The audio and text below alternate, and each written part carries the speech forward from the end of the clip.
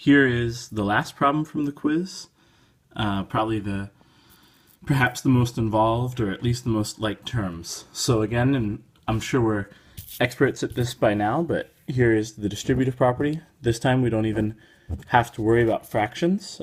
4 times the 3x gives us 12x. Keep our signs the same. We really can view this as 4 times essentially a negative 8, which is why we have subtracting 32, or you could view it as adding negative 32. Those are equivalent, and we'll bring down everything else. So here is, most people got it to this level. And then the question is, okay, so what do we do with everything on the left side? And you have 2 options. I'm going to work this out 2 different ways. And the first is I'm going to combine all my like terms. So I have 12x and 5x. Again, I'm including the sign to the left. Well, the other, we have what are called our constants. Again, I include the sign to the left, include the sign to the left. So the x's in this case are probably the easiest ones. If I have 12x's plus 5x's, I really have 17x. And here is where a lot of people lost points. If I have negative 32 and I add 2, I'm actually at negative 30. So one option was to get it to here. The other option, if I come down here, when we are at this stage of 12x minus 32 plus 5x plus the 2 equals negative 98, is we could start moving. You can see negative 98, it's got like terms with the 2 and the negative 32. Now it's not like in the sense that we're going to combine, but if we're moving across the equal sign, we can use 0 pairs. So I could start by subtracting 2. As long as I'm doing the same thing to both sides of the equal sign, it is a legal move. It's just fine. So 2 minus 2 is 0. Negative 98, take away the 2, takes you all the way down to negative 100. So now we're left over here with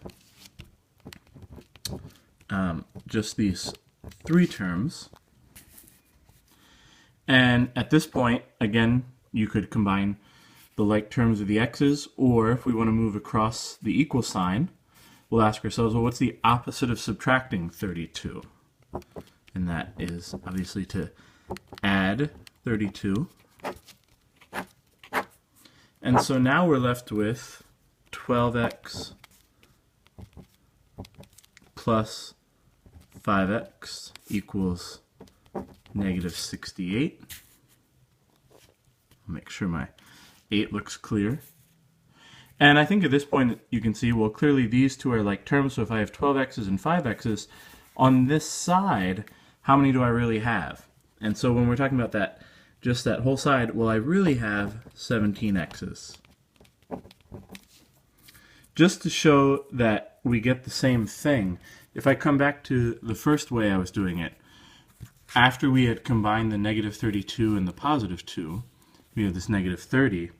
I think we can all see now that the next step would be to add 30 to both sides. And what I want to show you is that we actually get the same exact setup of 17x is equal to negative 68, which is exactly what we have down here.